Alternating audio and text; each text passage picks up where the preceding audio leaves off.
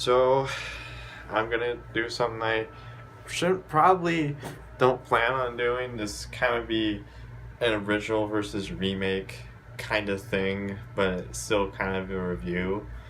So, first off, I saw a couple weeks ago. I saw the original 1978, or was 1979, Dawn of the Dead, directed by George A. Romero, and honestly, from his first film, Night of the Living Dead, I was very surprised because honestly, I didn't like the first film that much. And this one is not only an improvement, I actually prefer watching this over the first one. And that's really rare with sequels for me. Right off the bat, it's better than the original because it has a better location. Instead of just a regular town home or whatever, it's a mall. And not only does it have like plenty of supplies for survivors, but it also leads to the characters getting some downtime. And you don't really see that much in zombie movies. And I think it's like 10 to 15 minutes where they actually get some downtime. They relax. They do, they kind of just take some steam off. And with this, you kind of figure out their characters more, what they like, what their dislikes, what their hobbies, what they like to do in their spare time. And already that's a better improvement of the first one because if the first one has awful characters, just okay, not really awful, just the main character, she's awful. It's the supporting characters I actually care about more, but here the main characters are the focus, and they are done way better. They're actually very interesting and memorable. And also in Dawn of the Dead, it has some surprisingly clever commentary because of the mall setting. It has surprisingly clever commentary on how the zombies are drawn to the mall. It's one of the last things that they remember, and I didn't really expect that in a zombie movie, and that was actually very clever, given how it's aged really well. And yeah, I can't really think of anything else to say about it. It's a really great movie, and I wish I could say the same for the remake, which was directed by Zack Snyder and written by James Gunn. And if those names sound familiar, it's because Zack Snyder gave us Batman v Superman and Watchmen, and James Gunn gave us Guardians of the Galaxy and Slither. And it is very amazing on how this was, from what my knowledge, is their first film. Like, it's Snyder's directorial debut and it's James Gunn's writing debut. And boy, was it a rocky start. This movie, I may be an outsider on this, but I just hate it. It is an awful movie. The main problem I have with it, it has pretty much the same exact problems as Night of the Living Dead. The characters aren't interesting. They're cliches. They're not interesting. They're not relatable. They're not likable in any way. You have the generic screaming lady. You have the generic couple. You have generic jerks. You have the generic disabled lady or kid or whatever. And you have your... Honestly, like... Okay, so there's a point in the film where our main group of survivors, they come across this truck, and apparently that's filled with a lot of survivors. And do we learn more about those people? No, not really.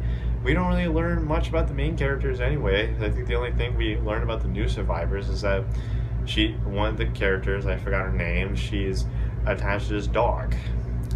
That's the only thing I remember sticking out of that movie aside from the new survivors. And the rest of the characters are just bland, forgettable. It is amazing how forgettable this film is. As soon as I watched it, I was all like, what did I just watch? I have no idea what I just watched. And the only thing I remember sticking out of this movie was three things. One, there's one scene where one of the characters is pregnant and she gives birth to a zombie baby. I'll give it this: I've never seen that in a movie before. Never.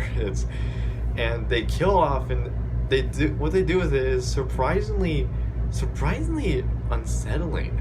I'm not gonna give it away. I mean, I know the movie's old, but I'm not gonna give it away because it's a really good scene. The only good one, probably the only good scene in the whole movie.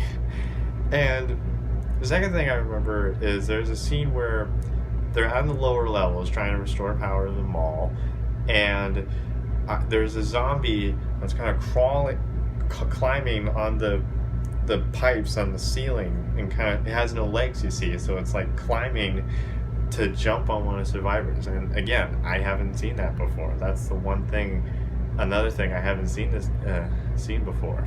And the third thing was the end, where they take these buses and they kind of armor them up. They get like a lot of guns and spikes and chainsaws, and I haven't, it's kind of cliche, but at the same time it was still kind of cool, like just kind of see all the zombies just kind of pile up and they're just decapitating their heads and shooting them. It was kind of cool, but aside from that, it was really bad. I may be an outsider in this, but again, it's really bad.